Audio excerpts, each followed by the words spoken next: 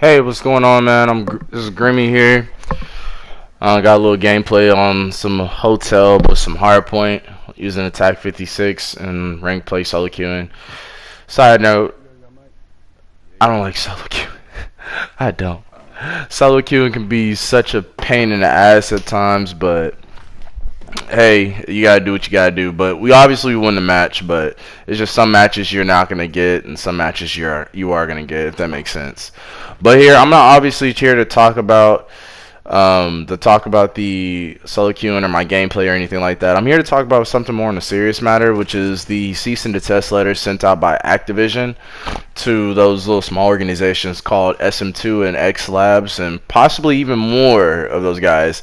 And I just want to shed some light on just my opinions as a small content creator on shutting those organizations down and preventing the community from playing the original titles of Call of Duty without getting hacked, without because if you play the original game of Call of Duty, those old school titles, you're potentially at a big risk of getting hacked or having your information stolen from you. And here's my thing: I feel like maybe I'm in the wrong with saying this, but I get that I could kind of get why they want to do that, but at the same time, and I'm going to explain why they want to do that here in a bit. At the same time, why? Why do that? Because players like me want to go back to older titles, back to our nostalgia days. We're talking like OG MW2, OG MW3, just scrap the games like OG Black Ops days, like, and enjoy some little bit of nostalgia without getting hacked. Come on now, it's not hurting. I feel like it's not hurting nobody, but then I feel like Activision is possibly doing this because maybe they want their consumer to focus on the current titles and not the old. They want to have everybody drawn into to the current titles of Call of Duty, and I get that. But a lot of the community, speaking for myself as a small content creator, feel as though friendly fire, that's on me.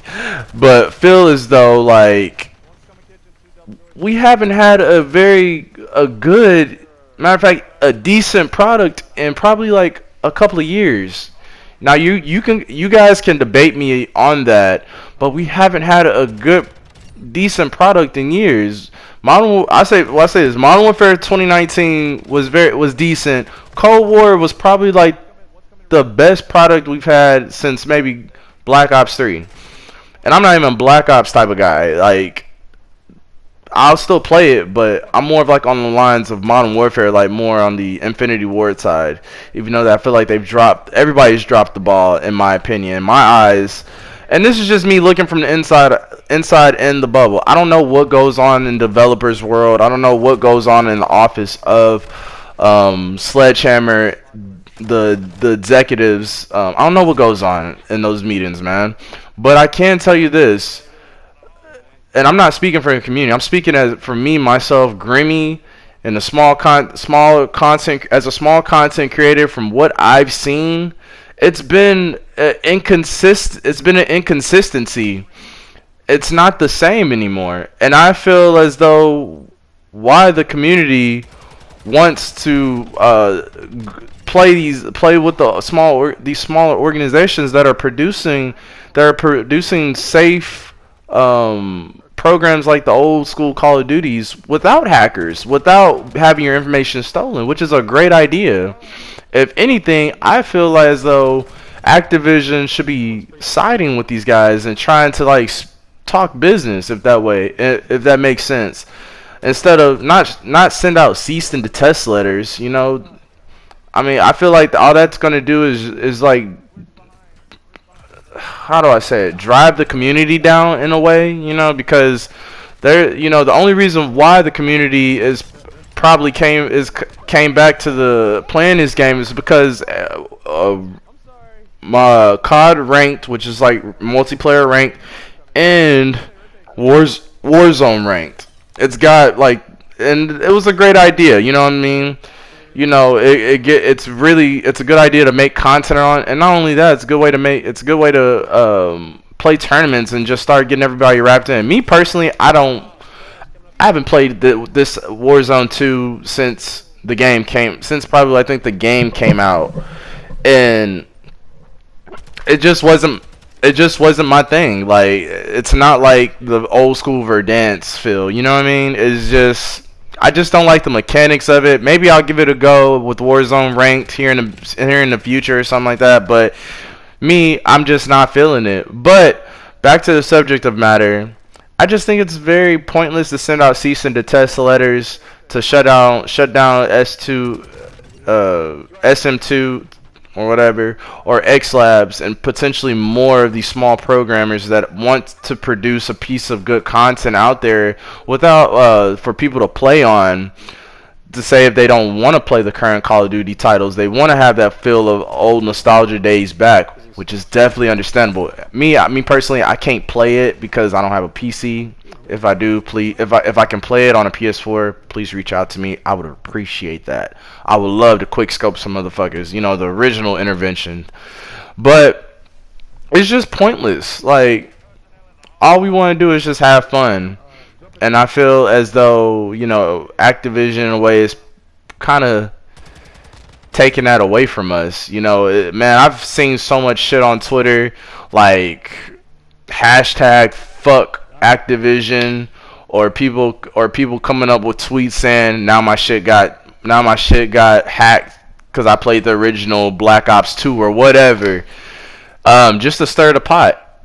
And it's crazy. It's so crazy where we're at with Call of Duty and how times have changed. And I just feel as though these guys with like the developers, everybody, they don't really communicate. I'm not saying they don't, but from outside looking in, they don't communicate at all. Like, if they do communicate, it'll take forever and years for them to communicate. Matter of fact, that new game, X Defiant, playing the beta, there was so much communication going on. Maybe I don't know shit, but I'm just telling you from my point of view, for what I see, is that it's very pointless to send out cease and desist letters. I feel like there could be a lot to gain from that, actually, to bring Call of Duty back to what it was. On top of that, like, I'm not even excited for this next Call of Duty coming up, the next Call of Duty title. Like, why should I have to pay $70 for a piece of content if it's gonna be mediocre, if that makes sense? I'm not feeling it. I probably most likely will not be investing my time and energy into the next title. I'll probably give the beta a go and make content off that, but until these guys actually change something genuinely, and I'm pretty sure they don't care because I'm just another consumer, a fan, just another small number. But until they actually change something, about this game, then why should I spend my hard-earned money on this? $70 at that. I remember we paid $60. For some reason, I don't know why we're paying $70 for a title, and this is the type of content that we get. It just doesn't click. It's not clicking in my head at all, man. But I just wanted to share that with you guys, to shed some light on my opinion on what's going on with the whole Activision situation, which I just think it's stupid. I think, and then last but not least, I think they're adding fire to the fuel. Like, it's like Activision wants, it's like the developers like Activision, Infinity Ward, Sledgehammer, they just want us to hate them. Like, and we're not trying to. We just want a good product. That's all we want. And it's like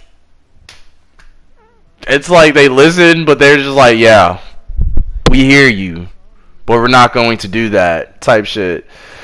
And it just, at the end of the day, it's like talking to a brick wall. That's my opinion on it. It's like talking to a brick wall, and it just gets tiring after a while, man. But yeah, man, I hope you guys enjoyed the video, and I hope you guys listened to what I had to say. Um, of course, be sure to like and subscribe. All the love is appreciated. Thanks. Y'all be easy. Have a good day, man.